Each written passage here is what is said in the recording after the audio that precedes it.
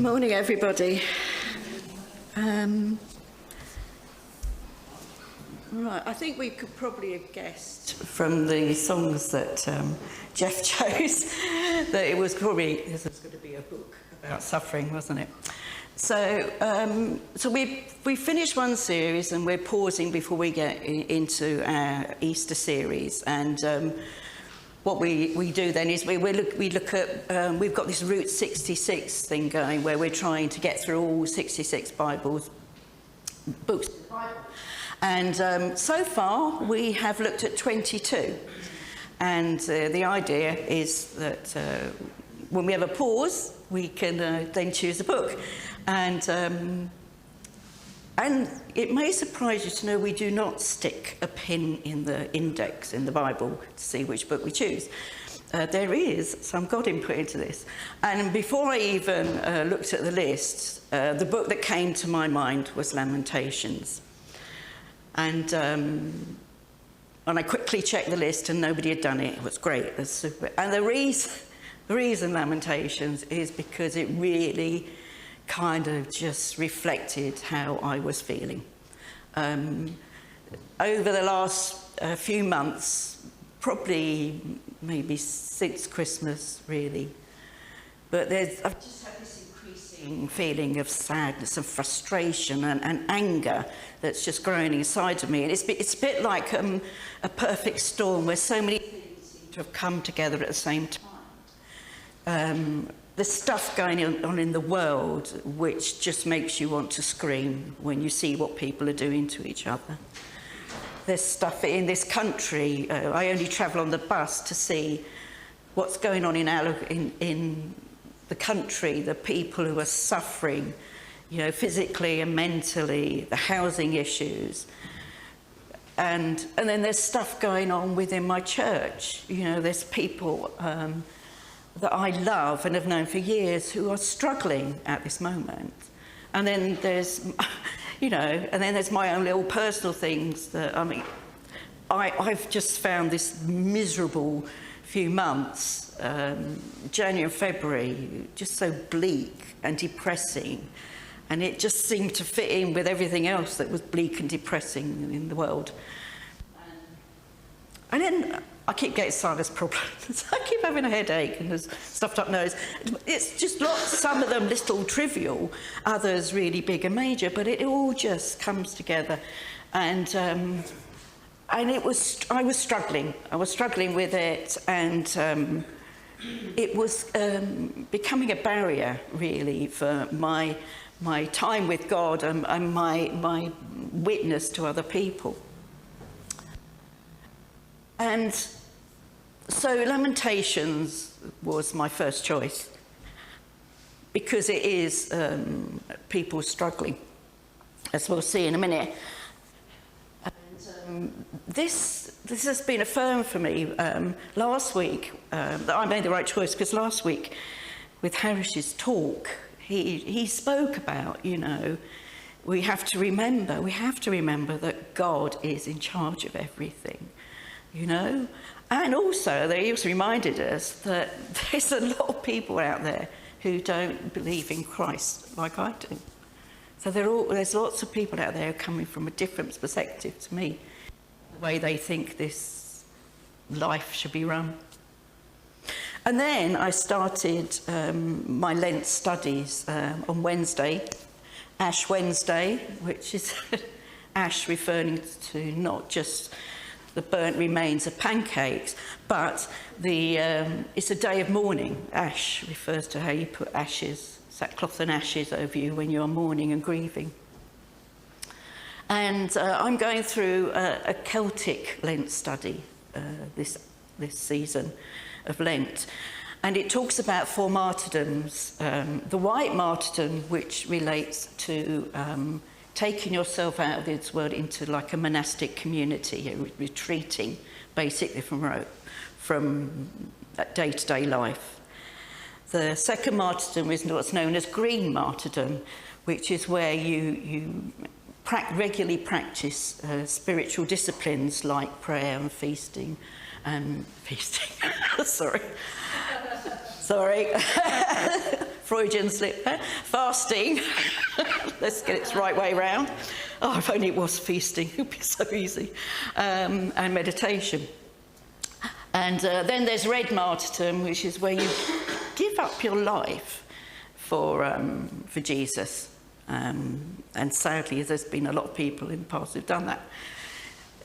I'm glad to say that this book is focusing on green martyrdom, because although it's tempting to go into the white martyrdom area and just hide away from everything, I don't think my family would appreciate it at this moment.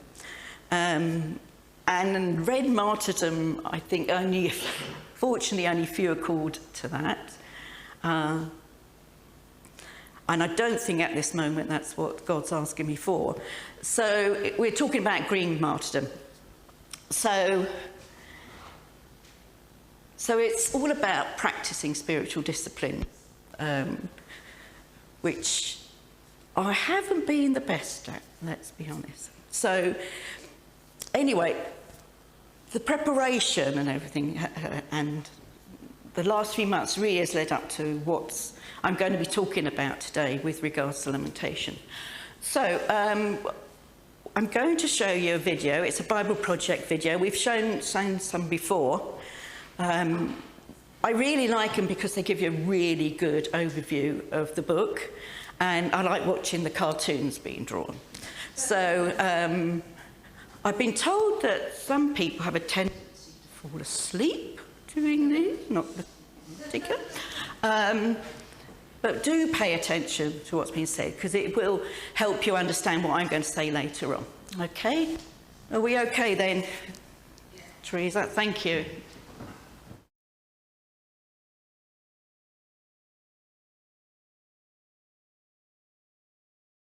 That's what the book of Lamentations is all about. Right, thank you, Teresa.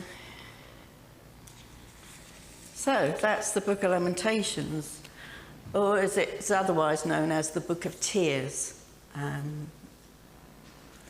So as you can see, chapter 1 was all about them shouting and grieving about all the things that have gone wrong, saying to God, look, this is what's happened, and really venting their grief and anger. And I have to say, it kind of feels a bit like what I'd been doing for a while. You know, it's like, goodness sake, you know, when's this all going to stop? You know, I've been praying so hard for God's return, you know, for Jesus to start walking amongst us again and for everything to be made right. But then we go to chapter 2. And in chapter 2, we get the realisation of really what's gone wrong, you know, why they're in this position. And I'm going to read from chapter 2. This is verses 2 to 9. Her gates have sunk into the ground. Their bars he has broken and destroyed. Her king and her princes are exiled among the nations. The law is no more, and her prophets no longer find visions from the Lord. So when we read this, we get a very good indication of just what it was that the Jews based their security on. They talk about the gates, and these were like the physical barriers that they had around the city of Jerusalem. And throughout many of the places, the towns and cities, they would have walled areas. They would look to might to keep them safe. And in many ways, it kind of reflects, I think, there's a parallels with the way that some countries look at their atomic weapons and their military might as a way of ensuring their security. But as you can see, these gates were broken down.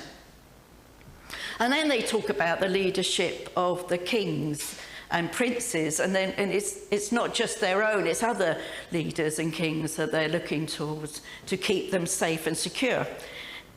I got an email from LICC, one of their regular sort of weekly things, and it was talking about,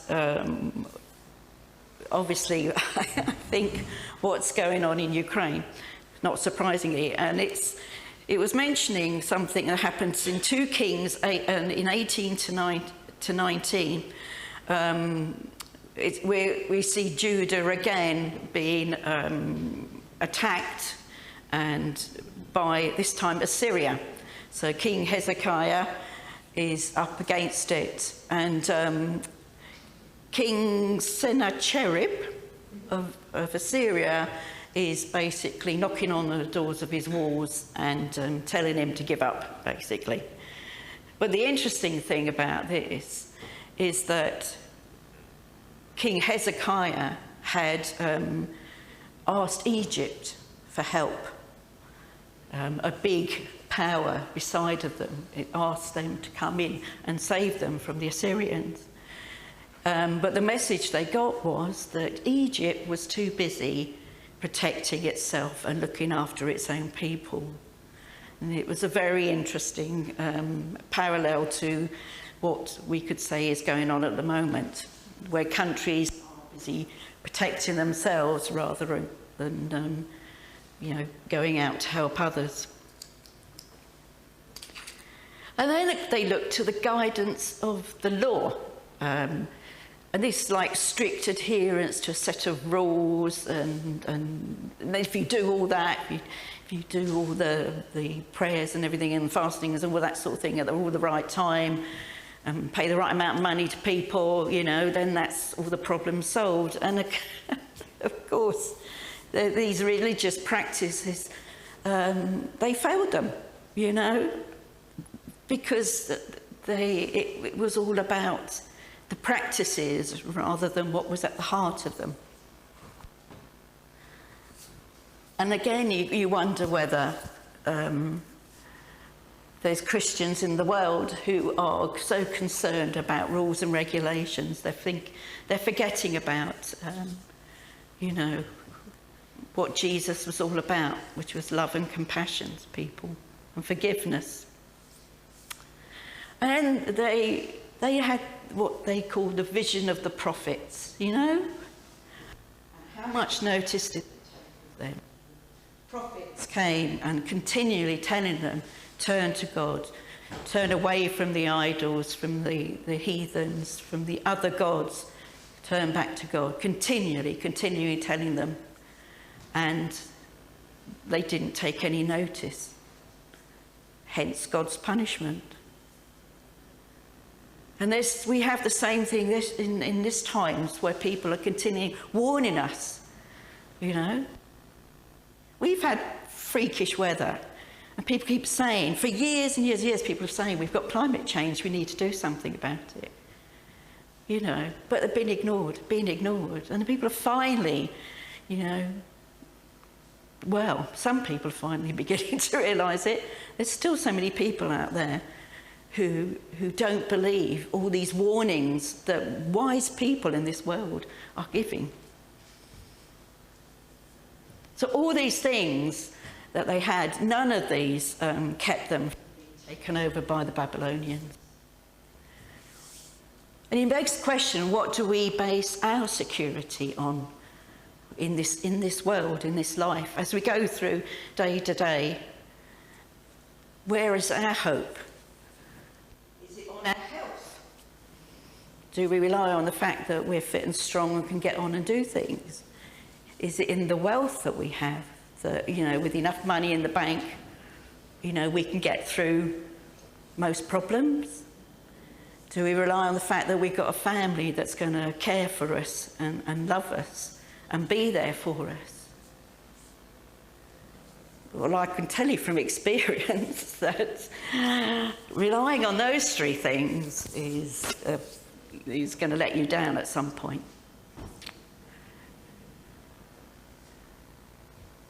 What we need to work out is, how do we respond to all the things when it goes wrong? How do we respond to the inevitable things that will let us